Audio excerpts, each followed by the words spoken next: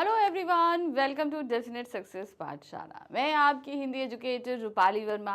आज हम आ गए हैं क्लास 9 हिंदी कोर्स बी के स्टूडेंट्स के लिए। तो क्लास 9 हिंदी कोर्स बी जिनके भी एग्ज़ाम या भाई सभी क्लासेस के एग्ज़ाम्स फाइनल होने वाले हैं, तो टेंशन ये रहती है कि भाई कैसे प्रिपरेशन करें, क्या करें, कैसे क्वेश्चंस आएंगे। तो इस टेंशन को हम पूरी तरीके से तो नहीं, लेकिन हाँ 90% ख़त्म करने की कोशिश ज़रूर करते हैं, क्योंकि पढ़ाई से संबंधित टेंशन नहीं है, बाकी एंजाइटी रहती है, आप लोगों को टेंशन रहती है कि अरे भाई एग्ज़ाम होने वाला है, इन सारी चीज़ों के लिए। तो इसीलिए 90% हम आपकी वो परेशानी दूर कर सकते हैं, यानी कि आपकी प्रिपरेशन अच्छे से करा सकते हैं। तो इस प्रिपरेशन में हम चलते हैं सबसे पहले ये देखने कि भाई एग्ज़ाम पैटर्न क्या रहता है। तो एग्ज़ाम पैटर्न के अकॉर्डिंग आपके पास आने वाले प्रश्न जो रहेंगे वो आपके पास में बहुविकल्पीय और वर्णनात्मक रहते हैं। तो दोनों ही तरीके से प्रिपरेशन करनी है। तो देखिए, बहुविकल्पीय के तो हमने प्रिपरेशन आपको करा दी, जो सिर्फ आपकी स्पर्श बुक से आने थे, पूरे ही चैप्टर के बहुविकल्पीय प्रश्न मैंने करा दिए, ख़त्म कर दिए। ठीक है, अब वर्णनात्मक प्रश्न की एक छोटी सी प्रैक्टिस हम कर चुके होते हैं कि जब हम एनसीईआरटी क्वेश्चंस करते हैं, हर चैप्टर के हमने एनसीईआरटी क्वेश्चंस किए, तो एक तरीके से हमने उसकी कोशिश कर ली थी। ठीक है, करी थी कि नहीं करी थी। अब बात ये उठती है कि भाई एक्स्ट्रा क्वेश्चन की क्या ज़रूरत है। देखिए, एनसीईआरटी क्वेश्चंस में आपको सिर्फ एक क्या कहते हैं ना, एक नमूना रखा जाता है, सिर्फ एक मॉडल रखा जाता है कि इस किस तरीके से प्रश्न आपसे पूछे जा सकते हैं। ठीक है, अब बात आती है प्रश्न पूछे जा सकते हैं, तो भाई प्रश्न बनेंगे कैसे। तो उन्हीं बेसिस पे हम आपके लिए कुछ फ्रेश प्रश्न लेके आ जाते हैं, कुछ एकदम नए प्रश्न, ताकि आप उनको देखकर अपनी प्रैक्टिस कर सकें। ठीक है, तो आज हम कर रहे हैं अपनी क्लास 9 हिंदी कोर्स बी की बुक है स्पर्श भाग 1, इसके गद्य खंड का 5वां, पुस्तक का 5वां और गद्य खंड का अंतिम अध्याय। ठीक है, इसके बाद हमारा काव्य खंड शुरू हो जाता है। चैप्टर है शुक्र तारे के समान। ठीक है, तो इस पूरे चैप्टर का हमने डिटेल एक्सप्लेनेशन, एनसीईआरटी सॉल्यूशन और साथ ही साथ मल्टीपल चॉइस क्वेश्चंस किया हुआ है।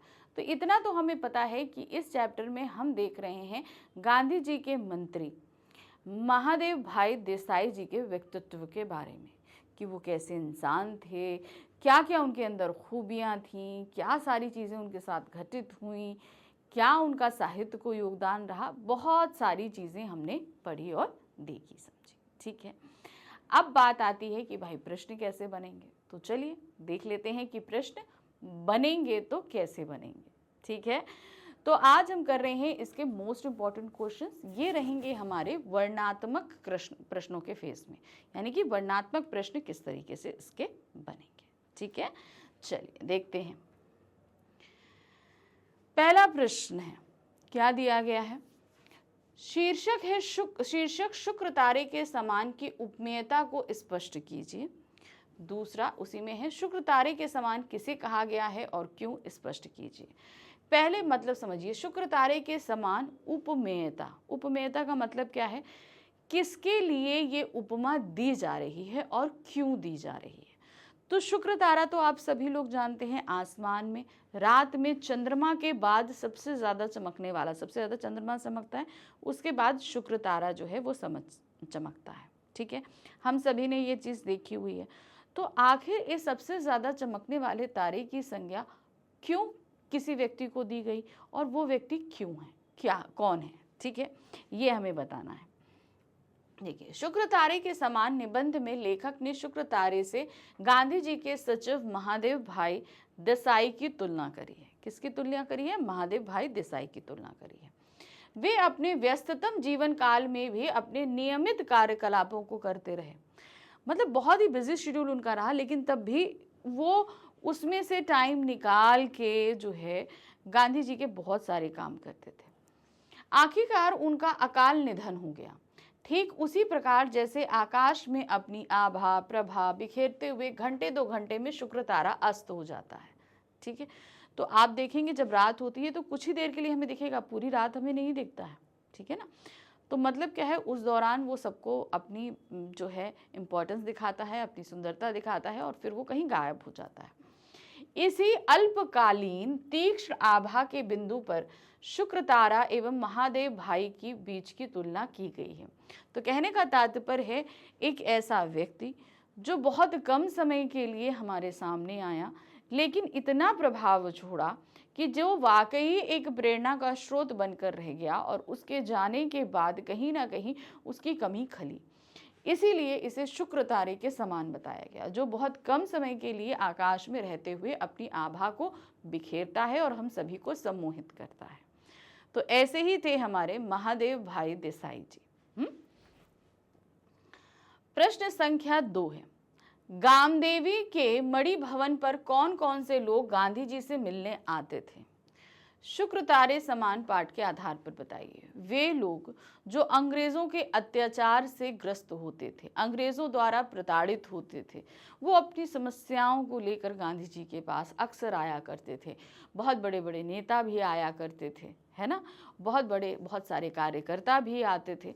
तो इस तरीके से उनसे मिलने बहुत तरह के लोग आया करते थे। तो देखिए क्या है, गामदेवी के मणि भवन पर ब्रिटिश शासन के अत्याचारों एवं अन्यायों से पीड़ित लोग गांधी जी से मिलने के लिए आते थे।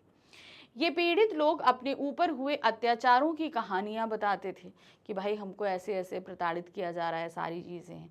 महादेव भाई आवश्यक होने पर आने वालों के साथ गांधी जी की मुलाकात कराते थे। अब क्या होता है ना, जैसे मान लीजिए कि मैं बहुत ज़्यादा अंग्रेज़ों के द्वारा प्रताड़ित हूँ, मैं गांधी जी को बताने पहुंची, तो डायरेक्ट मेरी गांधी जी से मुलाकात नहीं होती थी। पहले हम उनसे मिलते थे महादेव भाई से। महादेव जी हमारी सारी परेशानियों को सुनते थे, फिर उसे समराइज करते थे, छोटा करते थे, क्योंकि भाई गांधी जी के पास इतना समय तो होता नहीं था। महादेव जी सारी बातों को सुनते, उन्हें पॉइंट्स में लिखते और फिर उन पॉइंट्स के साथ ज़रूरी होता तो उस व्यक्ति को ले जाकर गांधी जी से मुलाकात कराते। तो कम समय में गांधी जी वो पर्ची पढ़कर उस व्यक्ति की समस्याओं को समझ जाते और समझने के बाद में उस व्यक्ति से जो है उसकी बात भी करते थे। मिलने आने वालों में सामान्य जनता के अतिरिक्त अन्य स्वतंत्रता सेनानी, वकील, विभिन्न संवाददाता, देश विदेश के धुरंधर लोग आदि शामिल होते थे। तो सिर्फ वो पीड़ित नहीं होते थे, और भी बहुत तरीके के लोग हुआ करते थे। प्रश्न संख्या 3 है, हार्नी मैन कौन थे? उनको देश निकाला देने का कारण क्या था? हार्नी मैन बहुत ही प्रसिद्ध संपादक थे। वो एक बहुत बेबाक थे। बेबाक का मतलब है कि वो खुलकर लिखने वाले थे, निडर थे। इवन वो एक अंग्रेज होते हुए भी अंग्रेजों के खिलाफ खुल के लिख दिया करते थे। अब इस बात से अंग्रेज जो हैं वो बहुत खफा हो गए। ठीक है, आई थिंक यंग इंडिया के शायद संपादक थे, तो बहुत ज़्यादा खफा हो गए। अब उन्होंने कहा कि भाई इनको देश निकाला दे दो। देश निकाला का तात्पर्य क्या है कि भैया भारत से निकाल दो और ये वापस चले जाएं कहाँ? इंग्लैंड। तो इसलिए इनको देश निकाला दिया गया था। हार्नी मैन एक साप्ताहिक अंग्रेजी ये मेरा मिस्टेक था, यंग इंडिया नहीं, बॉम्बे क्रॉनिकल के संपादक थे।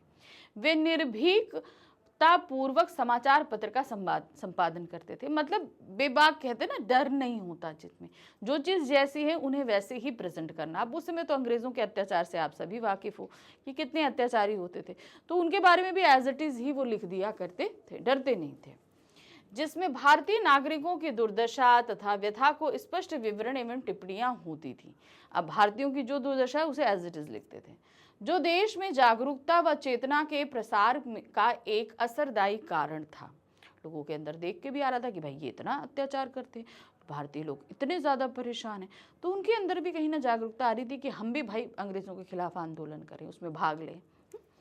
आंदोलन की चिंगारी की आशंका सदैव बनी रहती थी, अतः अंग्रेजी सरकार ने हार्नी मैन की निर्भीकता व ईमानदारी से दुखी होकर उन्हें देश निकाला की सजा दे दी और उन्हें इंग्लैंड वापस भेज दिया। भाई इंग्लैंड से ही थे वो, इंडिया में रहकर संपादन कर रहे थे बॉम्बे क्रॉनिकल का, तो ठीक है भैया तुम जाओ वापस, तुम अगर इस तरह लिखोगे तो ये तो हमारी अंग्रेजी सरकार के लिए ही बहुत ज़्यादा मुश्किल का काम हो जाएगा, आंदोलन बढ़ जाएंगे तो उनको संभालना मुश्किल हो जाएगा, तो इससे अच्छा है तुम वापस चले जाओ।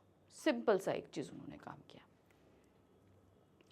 प्रश्न संख्या 4 है, हार्नी मैन के देश निकाला की सजा का असर गांधी जी पर कैसा पड़ा? अब हार्नी मैन तो निर्भीक होकर लिखते थे और काफ़ी हद तक वो अंग्रेज़ों के खिलाफ और भारतीयों के पक्ष में लिखा करते थे, भारतीयों को इससे जागरूकता मिलती थी। अब जब बॉम्बे क्रॉनिकल से वो चले गए तो इसका भार आ गया किस पर? गांधी जी पर, कि भाई उसके लिए अब वो लेखन कार्य कर रहे हैं, वो करें, है ना। हार्नी मैन को देश निकाला की सजा का समाचार पत्रों की दुनिया में इसका क्या प्रभाव पड़ा, यानी कि संपादन यानी समाचार पत्रों की दुनिया में इसका असर आया क्या। बॉम्बे क्रॉनिकल के संपादक हार्नी मैन की निर्भीकता व ईमानदारी से दुखी होकर अंग्रेजी सरकार ने उन्हें देश निकाले की सजा देते हुए इंग्लैंड भेज दिया कि भैया तुम वापस जाओ वहां पर।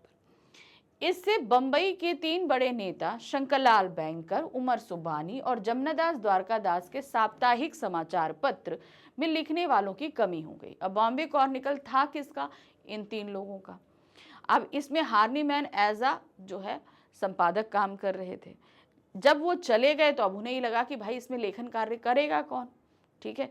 तो अब ये इसके लेखन कार्य के लिए ये तीनों कहाँ पहुंचे? गांधी जी के पास, कि भाई इसके लिए अब आपको लिखना पड़ेगा। भाई संपादक चले गए, संपादक लिखा करते थे, अब नहीं है तो कौन लिखेगा?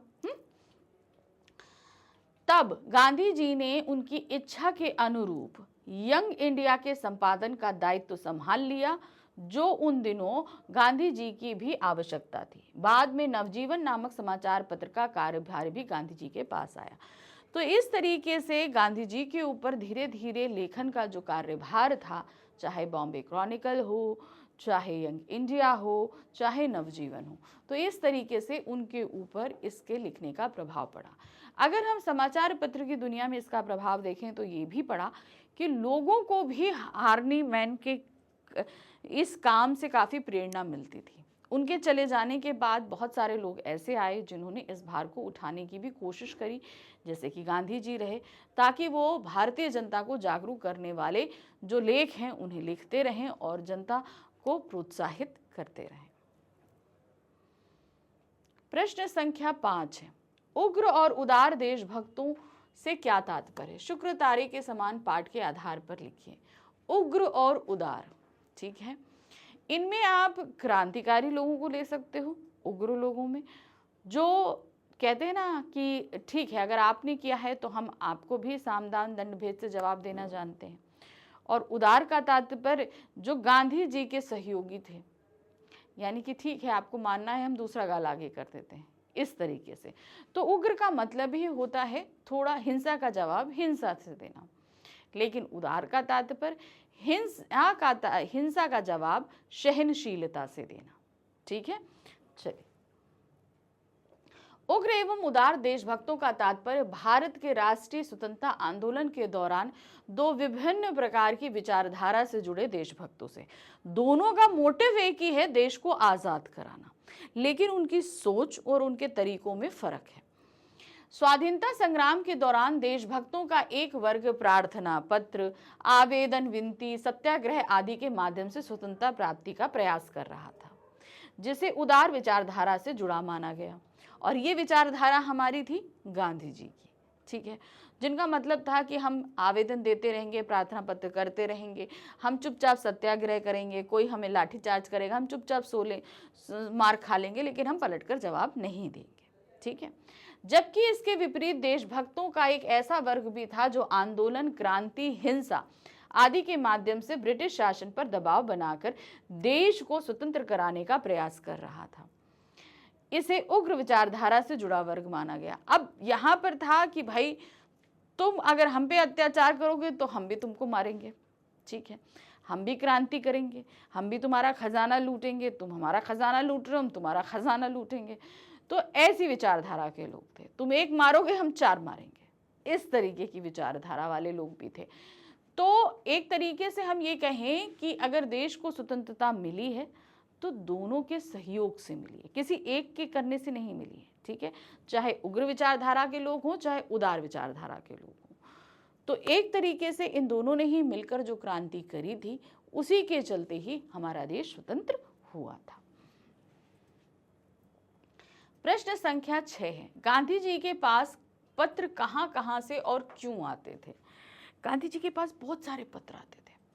लोग अपनी परेशानियों को बयां करते थे, बहुत सारे लोग अपनी समस्याओं को बयां करते थे, बहुत सारी ज़रूरतों के ऐसे बहुत सारे पत्र उनके पास में आया करते थे।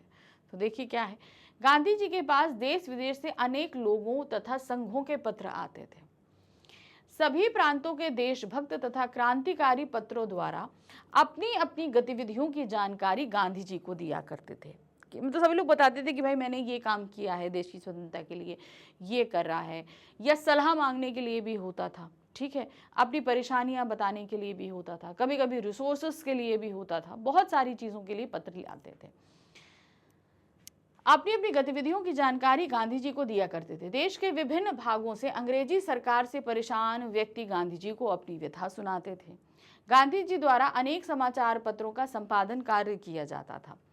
गांधी जी एक सक्रिय आंदोलनकर्ता भी थे, अतएव गांधी जी को विभिन्न लोगों तथा संस्थाओं द्वारा पत्र लिखे जाते थे। तो इस तरीके से गांधी जी जहां लोगों की समस्याओं को सुनने और समझने के लिए पत्रों को देखते समझते थे, उसी के साथ साथ उनके पास जो है बहुत देश विदेश से आने वाले संपादकों के पत्र होते थे, जो भारत में हो रही गतिविधियों के बारे में जानना चाहते थे, उसमें उनकी सलाहें लेते थे, सलाह दिया भी करते थे। तो इस तरीके से एक मल्टीटास्किंग काम चलता था इन पत्रों के माध्यम से। प्रश्न संख्या 7 है, महादेव भाई ने वकालत किसके साथ पढ़ी, यह पेशा उन्होंने क्यों छोड़ दिया। तो महादेव देसाई जब गांधी जी के पास आए तो उससे पहले वह वकालत का काम करते थे, वकील थे। तो अब क्या कारण है कि उन्होंने छोड़ दिया और किसके साथ पढ़ी थी। तो देखिए क्या है, नरहरि भाई के साथ पढ़ी थी। महादेव भाई ने नरहरि भाई के साथ वकालत पढ़ी थी, लेकिन वकालत का यह पेशा स्याह को सफ़ेद तथा सफ़ेद को स्याह करने के लिए ज़्यादा पसंद है। अब इसका मतलब समझिए, पहला है स्याह को सफ़ेद, यानी कि जो गलत है उसे सही साबित करना, ठीक है, और जो सही है उसे गलत साबित करना, ठीक है। अब मान लीजिए मेरे पास कोई क्लाइंट आया और उसने गुनाह किया है, अब मेरा क्लाइंट है तो मुझे साबित करना पड़ेगा कि भाई उसने कोई गलत काम नहीं किया, जबकि वो गलत है, ठीक है। तो एक तरीके से अपने ज़मीर को मार कर किया गया करने वाला ये काम होता है, जहाँ पर हम जानते हैं कि उसने गलत किया है, लेकिन हमें अपने तर्कों से, अपने सबूतों के माध्यम से ये बात साबित करनी पड़ती है कि वो सही है। यही एक कारण था जिसने महादेव जी को ये प्रोफेशन छोड़ने के लिए मजबूर किया। महादेव भाई झूठ का साथ नहीं देना चाहते थे, इसीलिए उन्होंने ये पेशा छोड़ दिया। साहित्य और संस्कार के साथ भी इसका कोई संबंध नहीं रहता, यानी कि उनकी जो कहते हैं ना बॉर्न एंड ब्रॉट अप जो हमारा होता है, जो हम बड़े होते हैं तो हम कुछ संस्कारों के साथ बड़े होते हैं। अगर ये बड़े होकर हमें कोई ऐसा प्रोफेशन लेना पड़े जो हमारे संस्कार को कहीं ना कहीं झूठा साबित करे, तो हम अंदर ही अंदर एक तरीके से युद्ध लड़ते रहते हैं। हर दिन हर पल हम उस चीज़ से जूझते रहेंगे, तो वो कहीं ना कहीं हमें अंदर खाने लगता है। तो ये वकालत का जो पेशा महादेव जी ने लिया, ये उनके संस्कारों के विरुद्ध था, जो उनको अंदर ही अंदर परेशान कर रहा था, इसलिए उन्होंने इस पेशे को छोड़ना ही बेहतर समझा था। प्रश्न संख्या 8 है, महादेव भाई की दिनचर्या संबंधी तथ्यों को अपने शब्दों में लिखिए। महादेव जी, अगर हम इस पाठ के अनुसार देखें तो वो बहुत ही बिजी रहते थे, बहुत ज़्यादा।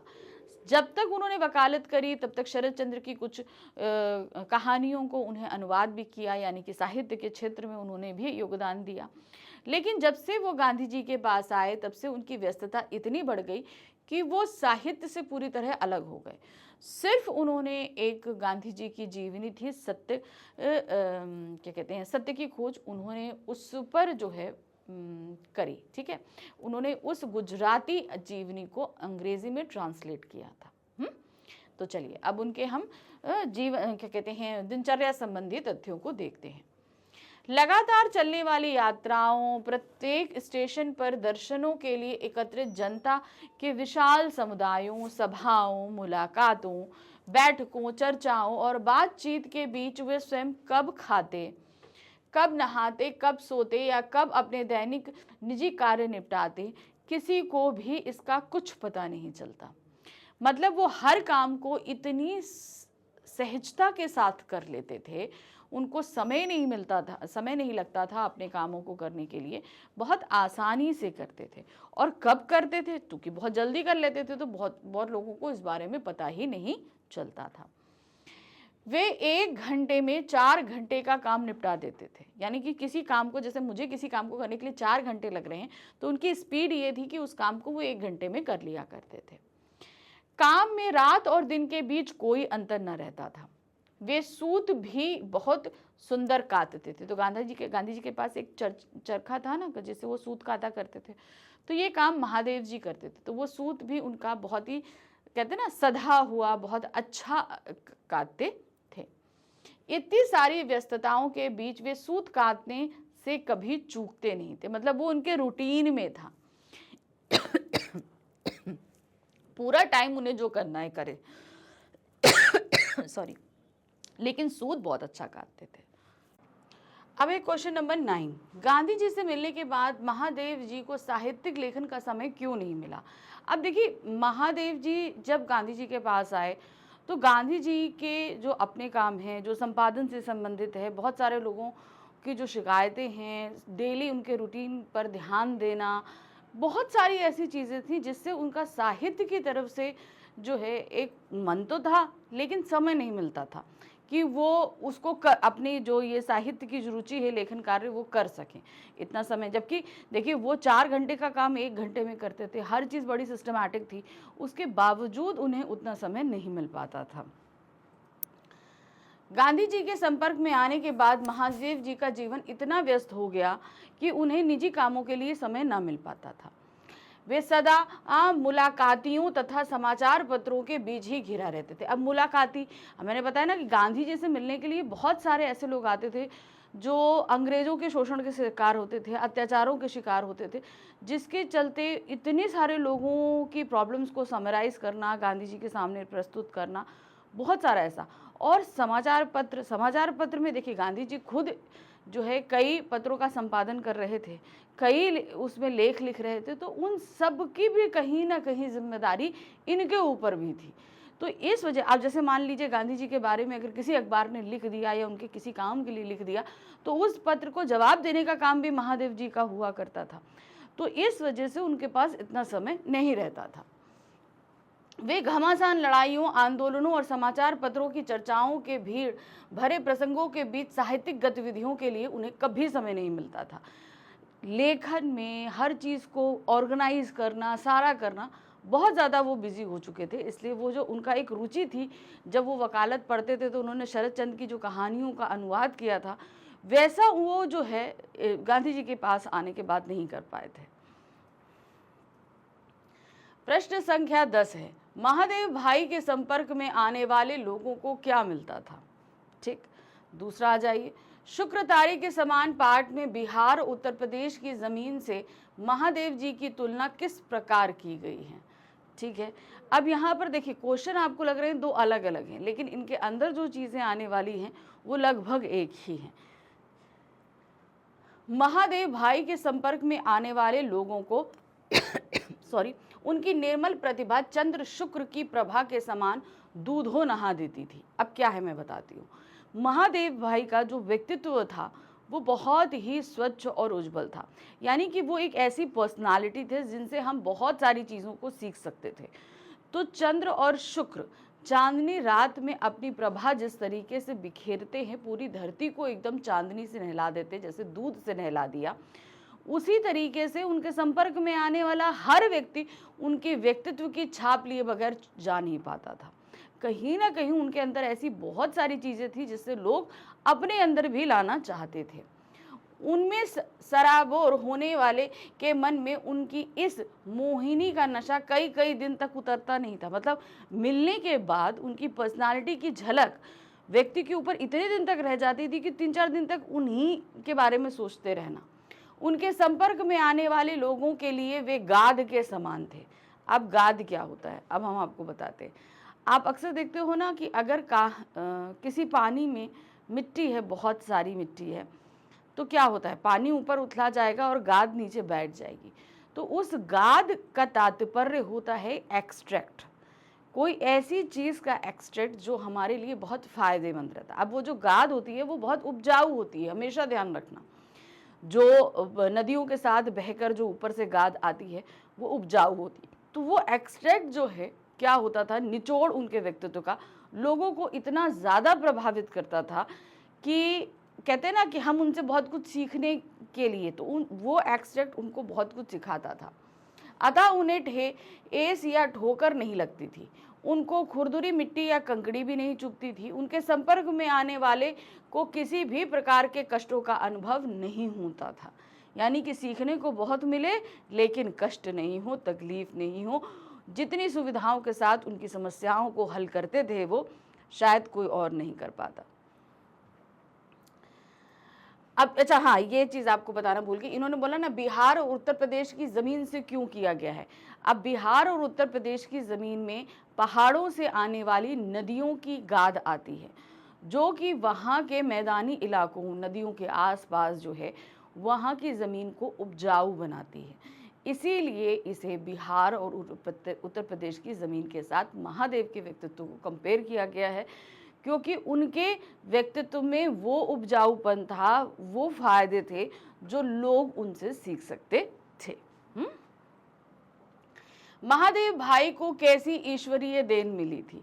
उनकी हैंडराइटिंग, उनकी लिखावट बहुत अच्छी थी, जिसको देखकर लोग बहुत ही ज़्यादा प्रसन्न होते थे। इसके अलावा बहुत सारी चीज़ें थी, उनका जो माइंड था वो बहुत शार्प था। महादेव भाई को उत्कृष्ट कोटि की शिष्ट संस्कार संपन्न भाषा और मनोहारी लेखन शैली से संबंधित विशिष्ट ईश्वरीय देन प्राप्त थी। अब देखिए, हमने यहाँ बताया ना मनोहारी लेखन शैली यानी हैंडराइटिंग, और उसमें जो शब्दों का चयन वो करते थे उम्दा, इतना बेहतरीन कि आप सोच नहीं सकते। दूसरा, शिष्ट और संस्कार संपन्न भाषा, उनकी भाषा। अब जो देखिए, व्यक्ति अच्छा लिख तभी सकता है जब वो अच्छा सोचेगा और अच्छा बोलेगा, क्योंकि जो हम सोचते हैं वो हम बोलते हैं और वही चीज़ को हम अपने लेखन में लेकर आते हैं। तो इस तरीके से उनकी लेखन शैली का इम्प्रूव होना उनके द्वारा सोचे गए अच्छे शब्दों और अच्छे विचारों का है, दूसरों से अच्छे व्यवहार का है। इसीलिए उनकी हैंडराइटिंग हो चाहे उनकी शैली हो, दोनों ही बहुत अच्छी रहा करती थी। गांधी जी से मिलने से पहले उन्होंने साहित्यिक क्षेत्र में अनुवाद के कार्य किए थे। मैंने बताया था कि शरद चंद्र जी की जो कहानियां थी उनका अनुवाद किया था। बाद में उन्होंने उनकी आत्मकथा का अंग्रेजी में अनुवाद किया। किसका? गांधी जी का। एक्सपेरिमेंट विद ट्रुथ, ठीक है। विशिष्ट लेखन शैली उन्हें ईश्वरीय देन के रूप में मिली थी, किंतु साहित्यिक क्षेत्र में समय के अभाव के फलस्वरूप इसका उपयोग वे नहीं कर पाए।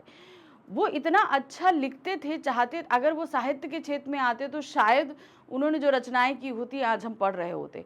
लेकिन गांधी जी के संपर्क में आने के बाद उनको इस हुनर को निकालने का मौका नहीं मिल पाया, जिससे ये पूरा साहित्य जगत जो है वो कहते हैं ना बिल्कुल अछूता रह गया उनसे। तो बहुत सारी ऐसी चीज़ें थी, अगर शायद वो करते तो हमें बहुत कुछ उनके द्वारा लिखा हुआ पढ़ने को मिलता। प्रश्न संख्या 12 है, गांधी जी और महादेव जी के संबंधों पर प्रकाश डालिए। गांधी जी महादेव जी के बगैर अधूरे थे। अब इसको आप सिर्फ एक इस लाइन में समझ सकते हैं कि महादेव जी की मृत्यु के उपरांत जब भी वो अपने जब उनके दूसरे मंत्री थे उनको पुकारते तो हमेशा महादेव जी का ही नाम निकलता था। मतलब वो इतना ज़्यादा महादेव जी के उसमें थे, मतलब उनके बगैर वो अधूरे थे। महादेव जी का समूचा जीवन और उनके सारे कामकाज गांधी जी के एक रूप होकर इस तरह गुथ गए थे कि गांधी जी से अलग करके अकेले उनकी कोई कल्पना नहीं की जा सकती थी। वे गांधी जी के प्रति निष्ठा अभाव के कारण ही वर्धा की असहाय गर्मी में रोज सुबह पैदल चलकर सेवाग्राम पहुंचते और दिन भर काम करके शाम को वहां से वापस लौट आ जाते। तो ये रन उनका करीबन 11 मील का डेली, वो भी भयंकर गर्मी में पैदल हुआ करता था। महादेव जी की असमय मृत्यु गांधी जी के हृदय की पर गहरी चोट थी। उन्होंने कभी ये नहीं सोचा था कि महादेव जी इतनी जल्दी चले जाएंगे, लेकिन उनके शरीर में इतनी ज़्यादा थकान और इतनी ज़्यादा कमज़ोरी हो चुकी थी कि शायद उनके लिए ये सारी चीज़ें पॉसिबल नहीं हो पा रही थी। प्रश्न संख्या 13 है, गांधी जी के जीवन में महादेव जी का क्या स्थान था? स्थान तो कहेंगे गांधी जी अपने से ज़्यादा कहीं महादेव जी को मानते थे, क्योंकि उनके सारे काम सब कुछ की जिम्मेदारी महादेव जी ने अपने ऊपर ले रखी थी। इसलिए महादेव जी उनको अपना क्या बोलते थे, खर भिश्ती बाबरची हम्माल सब कुछ बोला करते थे। मतलब एक तरीके से गांधी जी के सारे कामों को करने की जिम्मेदारी महादेव जी ने अपने ऊपर ले रखी थी। गांधी जी के जीवन में महादेव भाई का अत्यंत महत्वपूर्ण स्थान था। गांधी जी के हृदय में रच बस गए थे वे। उनकी मृत्यु के पश्चात भी गांधी जी उन्हें भूल नहीं पाए। जीवित रहते हुए महादेव भाई ने गांधी जी द्वारा प्रदत्त सभी कार्यों को पूरी निष्ठा के साथ संपन्न किया। यानी कि गांधी जी जो काम दिया करते थे, महादेव भाई उसे पूरी मतलब कहते हैं ना, एक मन लगाकर पूरी ईमानदारी से करना, वो सारा काम वो किया करते थे। महादेव भाई का गांधी जी पर इतना गहरा प्रभाव था कि उनकी मृत्यु के बाद भी गांधी जी के मुंह से अचानक उनका नाम निकलता था। अब देखिए क्या होता है कि जब कोई व्यक्ति हमसे बहुत ज़्यादा जुड़ा होता है, हमसे बहुत ज़्यादा मतलब हम उसके ऊपर डिपेंड होते हैं या हमें बहुत ज़्यादा लगाव होता है, तो अगर वो हमारे आसपास भी नहीं रहता तो हम उसको बुलाए बगैर नहीं रह पाते।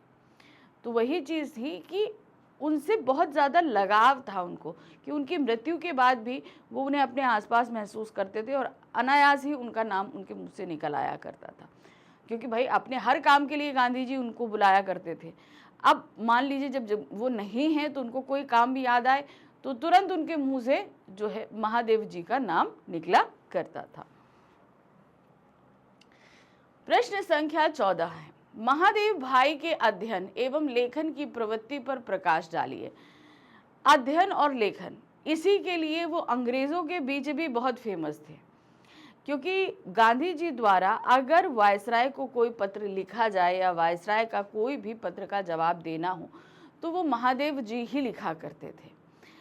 अब महादेवी जी द्वारा लिखित जब पत्र वायसराय तक पहुंचते और वो जब उनको पढ़ते तो उन लोगों को, वायसराय को भी एक पल को ये होता कि हमारे पास एक ऐसा सचिव होना चाहिए जिसकी लिखावट से लेकर उसकी शब्दों का चयन तक इतना उम्दा है कि पढ़कर ही जो है दिल खुश हो जाता है।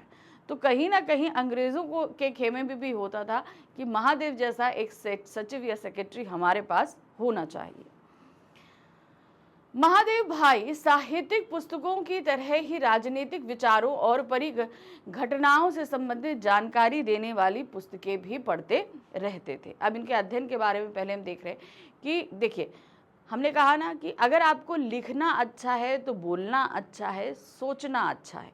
तो ये सोच अच्छी कहाँ से आती है? अच्छा पढ़ने से। हर चीज़ अपने आप में कनेक्टेड है। आप जितनी अच्छी कहानियाँ पढ़ोगे, जितनी अच्छी चीज़ों को देखोगे, आपके विचार उतने प्यारे होंगे और वो आपकी भाषा में आएंगे और भाषा के साथ ही साथ वो लेखन में भी आएंगे।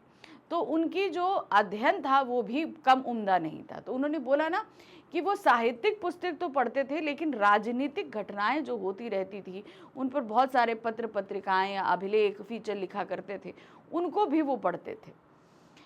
भारत से संबंधित देश विदेश की समकालीन राजनीतिक गतिविधियों और चर्चाओं की नई से नई जानकारी उनके पास मिल जाती थी, यानी कि लेटेस्ट न्यूज़, लेटेस्ट अपडेट तक उनके पास में रहा करता था। सभाओं में, कमेटियों की बैठक में या दौड़ती रेलगाड़ियों के डिब्बों के ऊपर की बर्थ पर बैठकर ठूस कर भरे अपने बड़े बड़े झोलों में रखे नए नए समाचार पत्र, मासिक पत्र और पुस्तकें पढ़ते रहना तथा यंग इंडिया और नवजीवन के लिए लेख लिखते रहना। तो अब कहते हैं ना कि अब आपको अगर मान लीजिए लेख लिखना है तो आपकी नॉलेज उतनी होनी चाहिए कि आप किसी पर लेख लिख सको। तो उतनी नॉलेज वो गेम करने के लिए उनके थैलों में इतनी किताबें होती थी कि मान लीजिए वो ट्रैवल भी कर रहे हैं तो उस दौरान भी वो पढ़ा करते थे, पढ़कर उन लेखों को लिखा करते थे जिन नॉलेज इकट्ठा हो जाती थी। तो मतलब वो अध्ययन और लेखन इन दोनों में उनका ज़्यादातर समय जाया करता था। महादेव भाई अपनी विशिष्ट शैली में इतनी शुद्ध और सटीक टिप्पणी करते थे कि लोग उनकी टिप्पणियों से अपने लेखन में सुधार किया करते थे, कि मतलब बताया आपने ऐसा नहीं ऐसा किया, तो वो सुधार करते थे। प्रथम श्रेणी की एक ही शिष्ट संस्कार संपन्न भाषा और मनोहारी लेखन शैली संबंधी ईश्वरीय देन महादेव जी को प्राप्त थी। यद्यपि गांधी जी के पास पहुंचने के बाद घमासान लड़ाइयों, आंदोलनों और समाचार पत्रों की चर्चाओं की भीड़ और प्रसंगों के बीच साहित्यिक गतिविधियों के लिए उन्हें कभी समय न मिला।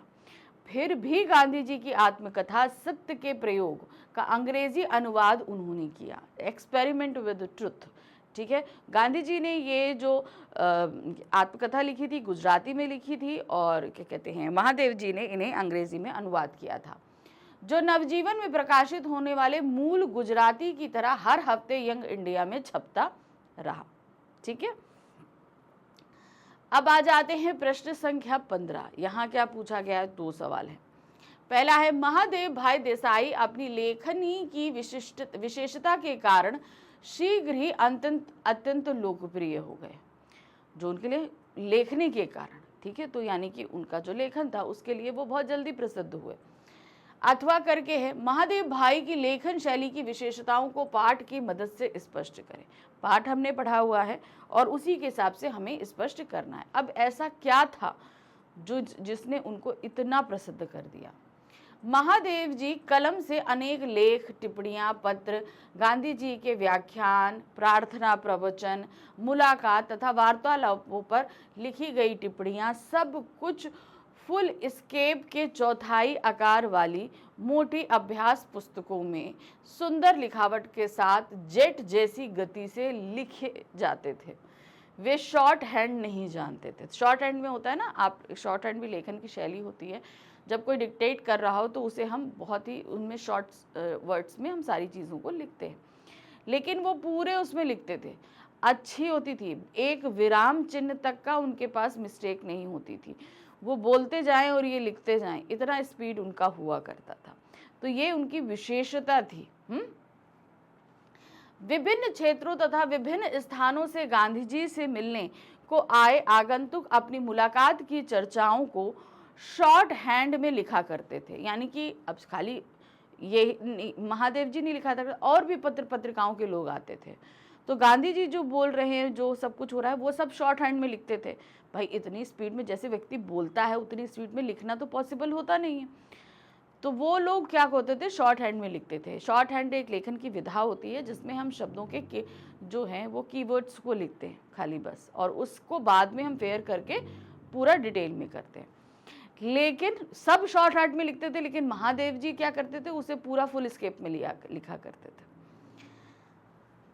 किंतु महादेव भाई एक कोने में बैठकर ही सारी चर्चाओं का वृत्तांत लंबे लेख में उतार देते थे, जो अचूक रहता था।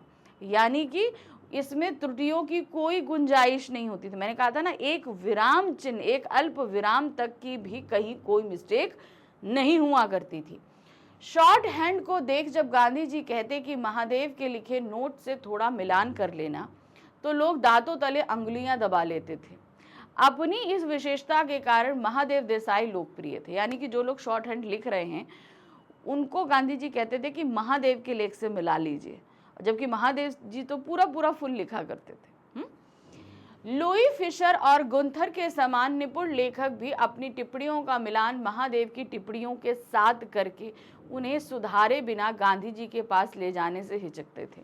अब इतने बड़े लेखक, उनकी टिप्पणियां जब वो करते थे तो वो पहले क्या करते थे, पहले महादेव जी के साथ मिलान करते थे, उनमें सुधार करते थे, और फिर उसके पास बाद जाकर जो है वो गांधी जी को दिखाते थे, कि उन्हें लगता था कि ऐसा ना हो कि भाई हमसे कोई मिस्टेक हो जाए।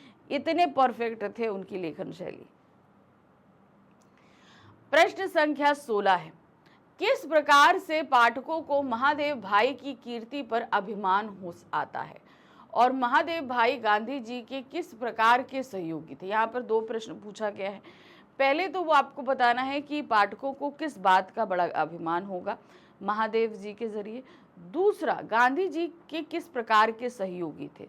तो सहयोग की चर्चा में तो हम आपको बता चुके हैं कि वो हर तरीके का सहयोग उनको देते थे।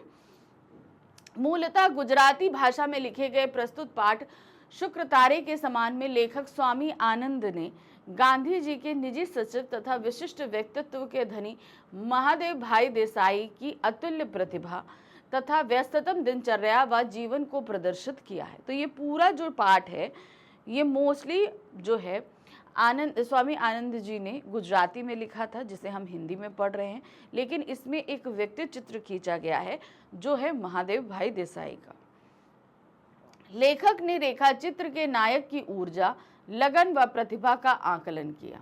महादेव भाई की सरलता, सज्जनता, निष्ठता, समर्पण व निराभिमान को लेखक ने पूरी ईमानदारी से शब्दों में पिरोया है। निसंदेह इस लेखनी ने नायक का एक ऐसा रेखा चित्र खींच दिया है कि पाठक को महादेव भाई पर अभिमान हुआ है।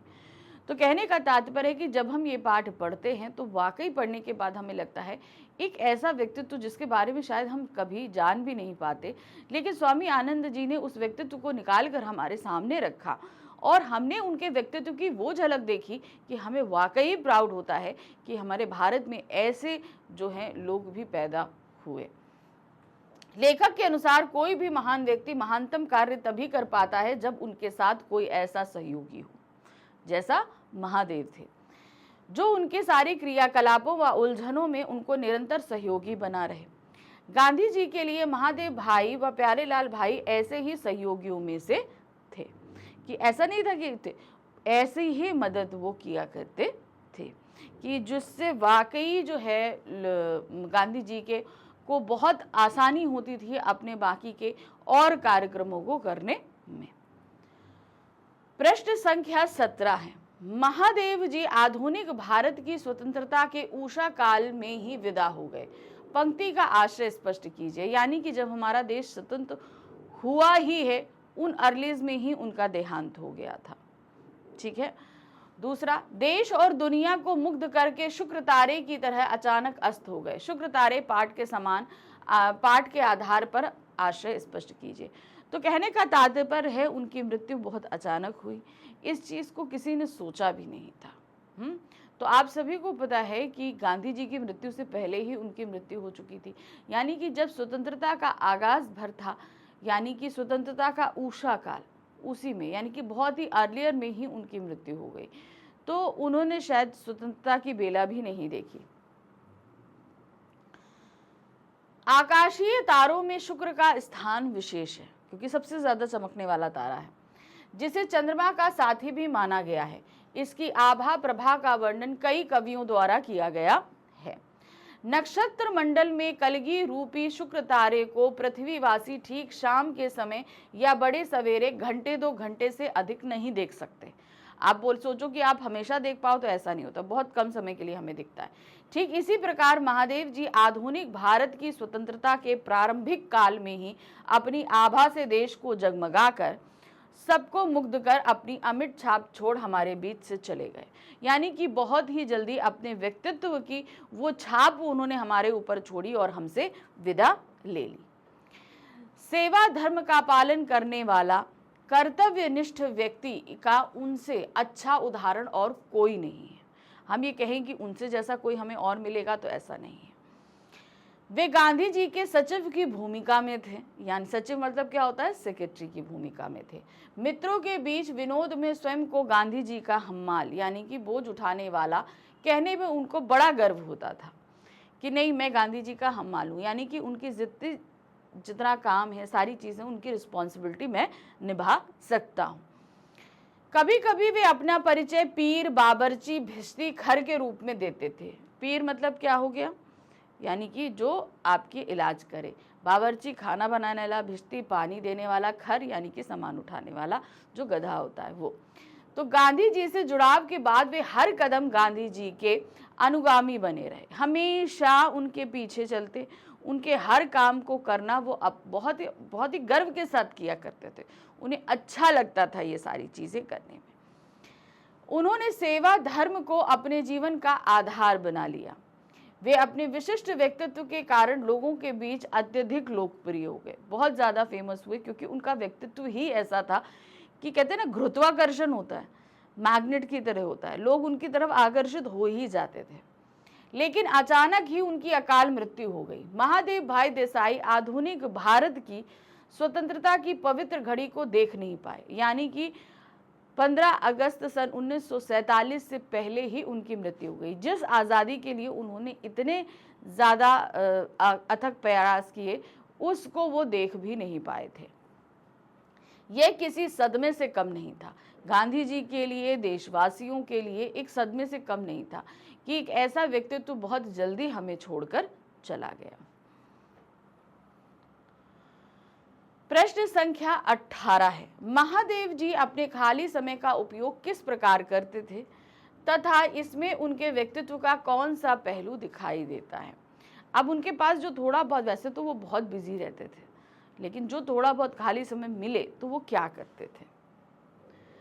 महादेव जी अपने खाली समय में देश भ्रमण करते समय भारी भीड़ एवं काम के बीच से समय निकालकर लोगों की प्रतिक्रियाएं जानने का प्रयास करते थे।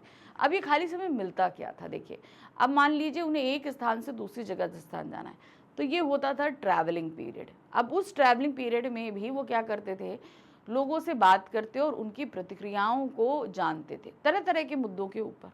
ठीक, वे साहित्यिक पुस्तकों की तरह तत्कालीन राजनीतिक प्रभावों या घटनाओं से संबंधित अद्यतन जानकारी वाली पुस्तकें भी पढ़ते थे। लगातार वो जानकारी पुस्तकें पढ़ते थे जिससे उनका ज्ञानवर्धन हो सके। वे खाली समय में अपने बड़े बड़े झोलों में रखे ताजे से ताजे अखबार, समाचार पत्र, मासिक पत्र, पुस्तकें पढ़ते रहते अथवा यंग इंडिया एवं नवजीवन के लिए लेख लिखते थे, क्योंकि कहीं ना कहीं इनका संपादन का कार्य गांधी जी कर रहे थे, तो गांधी जी ने उसमें लिखने का कार्य महादेव जी को दे रखा था। तो उसमें बहुत सारे लेख और टिप्पणियां जो है वो महादेव जी की प्रकाशित होती थी। इनके अतिरिक्त वे अपनी सारी व्यस्तताओं के बीच भी सूत काटना कभी नहीं बोलते थे। तो अब चाहे जितना बिजी हो लेकिन सूत काटते रहते थे। महादेव जी देश विदेश के अग्रणी समाचार पत्रों जो गांधी जी की आलोचना करते रहते थे को आड़े हाथों लेने वाले लेख भी समय समय पर लिखते थे। बहुत सारे देशों विदेश के ऐसे समाचार पत्र होते थे जिनमें गांधी जी के द्वारा किए गए क्रियाकलापों की आलोचनाएं होती थी, तो उन आलोचनाओं का जवाब देने का काम भी महादेव जी ही किया करते थे। आड़े हाथों लेने का मतलब क्या होता कि भाई तुमने जो किया है उसका जवाब वो दिया करते थे। वे हमेशा अपनी जानकारी को अद्यतन रखते तथा किसी भी प्रकार के गलत कार्यों का विरोध करते थे।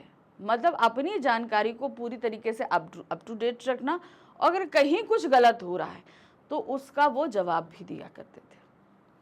महादेव जी द्वारा अपने खाली समय में किए जाने वाले कार्यों के आधार पर कहा जा सकता है कि उनका व्यक्तित्व अत्यंत समृद्ध था। कभी भी उन्होंने अपने खाली समय को ऐसा नहीं था कि बर्बाद किया या फालतू के कामों में लगाया था, जिसमें नए नए तथ्यों एवं सूचनाओं को जानने के प्रति एक अनंत भूख थी। मतलब होता है ना कि एक हमें जानना है, सारी जानकारियों को कलेक्ट करना है, वो भूख उनके अंदर थी।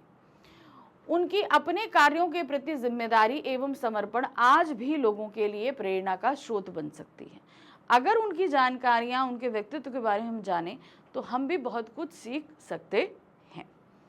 गांधी जी के प्रति निष्ठा भाव तथा देश के प्रति अटूट प्रेम हमेशा उनके व्यक्तित्व के उज्जवल पक्षों को दर्शाता है। तो याद रखिए, गांधी जी का साथ उनके पास जब तक रहा, वो जब तक गांधी जी के साथ थे, तो गांधी जी के व्यक्तित्व से भी उन्होंने बहुत कुछ लिया और इनके व्यक्तित्व यानी महादेव के व्यक्तित्व से सभी लोगों ने बहुत कुछ सीखा और समझा है। तो इस तरीके से ये था हमारा गद्य खंड का आखिरी अध्याय, शुक्र तारे के समान। इसके हमने कर लिए क्या, अति महत्वपूर्ण प्रश्न जो कि पूरी तरीके से वर्णनात्मक थे। तो ये तो हमारे खत्म हो गए। अब नेक्स्ट वीडियो से हमारा शुरू होगा हमारी स्पर्श बुक का 6ठा अध्याय और काव्य खंड का पहला अध्याय। तो रैदास जी के पद हैं, उनको अच्छे से पढ़ के रखिएगा और हम करेंगे उनके डिटेल एक्सप्लेनेशन। तो हम पहले कर ही चुके हैं और अब करेंगे मोस्ट इम्पॉर्टेंट क्वेश्चन। ठीक है, मिलते हैं अगली बार। Thank you for watching, bye bye.